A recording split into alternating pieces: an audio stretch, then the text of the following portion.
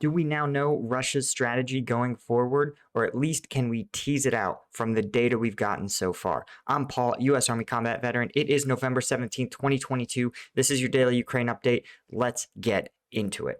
Okay, so what is Russia's larger strategy at this point, right? They've taken another huge L in withdrawing from Kherson, the most populous city that they have seized in this conflict. But what exactly are they going for? Well, we can tease it out when we look at the data. First, we see where Russian forces are most active in terms of attacks, and that is about from Donetsk city all the way up to around this area here north of Kremenina. And while this is a pretty low level of activity, I would actually write off this attack entirely. I think it's simply because these forces, you can see literally their lines run into each other. They both strongly are trying to control this chunk of territory. But the primary conflicts are between, again, Donetsk City and Bilohorivka right here. And this is a really been an extremely tough spot for Russia for a couple of reasons. First, because of Donetsk City. This is the capital of what was supposed to be their independent republic, the DNR. And it's pretty embarrassing when literally feet away from the suburbs of your major, your city's major hub, you have Ukrainian forces, Ukrainian artillery. You can see here the Donetsk International Airport, while it's definitely been very destroyed, it's possible to restore it to operational condition for military aircraft. They need much less. They don't need a Starbucks and a Sbarro in the terminal. They just need a flat chunk of turf and somewhere where they can set up an air traffic controller to get line of sight on approaching planes. You get that, and you can actually start to run an airport, at least for military traffic. But they need a lot more territory to achieve these things. And it's, again, very embarrassing to have your capital city and its airport be in such rough shape. That's why you're seeing so many ineffectual offensive operations happening here. The other big problem is that the people fighting here are just sort of terrible. This is where the DNR and LNR forces are most deployed. This is also in Bakhmut is where you see Prigozhin's Wagner group. So these are extremely irregular troops.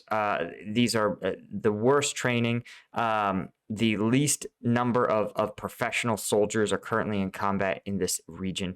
And yet it appears to be one of the most essential. What's interesting, too, is that the only other place that we know that active duty Russian armed forces, Ministry of Defense forces, are fighting is this town called Pavlika. And let's see if we can find Pavlika here. It's probably around... Suspect it's probably around here, somewhere up there. It is right there. So why is Pavlika so significant? Well, that's the sort of bizarre thing, is that it's actually not. And yet Russian armed forces have lost considerable numbers of troops in attempted assaults on Pavlika. But we have to ask ourselves, why? What is the larger strategy here? Is it to cut off Ukrainian troops in this salient here at Blahodatne and Volodymyr Narivka? It's tough to say, right? There's not really any outside of these two small towns. There's nothing in these empty fields here. So it's not clear that there's a ton of strategic value. Possibly this small airstrip here that's controlled by Ukrainian forces. But again, they're a long way from being able to seize it. They'd have to dislodge Ukrainian forces from this series of towns along the river. So you're left with this question of, what exactly is Russia intending to do with its own Ministry of Defense forces, the active duty units that have recently been freed up and can be redeployed somewhere on the front? First off, this process is underway now, but it's probably going to take 1 to 2 weeks. But when they do, if any of this data is any indicator, I suspect that Russian forces will choose 1, maybe 2 fronts and begin to try to systematically push back Ukrainian forces. But that in and of itself is not actually a strategy. That's just where you put your troops, right? Seizing territory is not itself intrinsically a strategy. You have to, like we said with Pavlika, have some sort of larger objective at work. And the Russians, I think, are starting to finally accept that they need to scale back their strategic objectives in this conflict. And we'll pivot over here to the territory map, and you can see that Optine is where Russian forces have supposedly done a little bit of pushing. And you can see here, right, this is the only territory they've seized despite all those attacks in this region. And it's just a couple of streets in Optine, literally a few hundred feet. This is a tremendous price to pay, and it's a testament to how ineffective these militia forces are. So what's the real strategy here? Is there even a strategy? Well, I think now there is. And let's talk a little bit about it. We have to look at some of the other things that Russia's doing, and then we'll unify it all together. What's interesting is that Russian sources and proxy officials are flagrantly touting the forced adoption of Ukrainian children into Russian families. Russia claims that 150,000 children from the Donbas have been, they are using the word evacuated, stolen probably, from the Donbas in 2022 alone. But it's not clear on how Russian sources are getting that figure. That's a lot of children. The number Ukrainians think it's probably 6,000 to 8,000. Additionally, Kadyrov has said that he's working with the Russian Federation Commissioner for Children's Rights, this Maria Lvova-Belova, to bring difficult teenagers from occupied Donetsk and Luhansk Oblast to Chechnya to engage in preventative work and military patriotic education. This is some terrifying stuff. And don't get me wrong, Western countries have a history of doing these sort of scary, re-education of children type operations. But they're wrong when they did it, and it's wrong when we do it now, right? This is incredibly scary. The idea that you're going to take difficult teenagers, right? These are probably between 14 and 18 years old, from these occupied regions and bring them to Chechnya, a Muslim country known for its or a Muslim region known under Kadyrov, it's known for its extremely cruel treatment of basically anyone who isn't a straight Muslim person. So preventative work and military patriotic education. We've talked about this in other videos.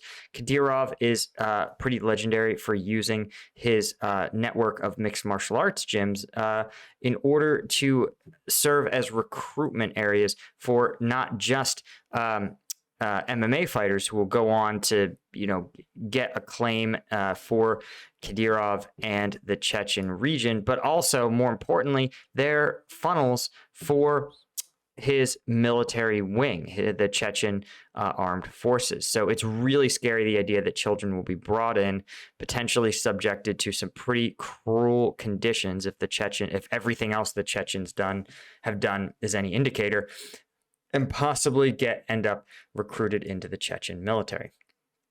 This Russian Commissioner for Children's Rights has advocated for deportations and forced adoption of Ukrainian children, and herself adopted a child from Mariupol. Damn, that's pretty messed up. Now, what's important is that you have to place this in greater context.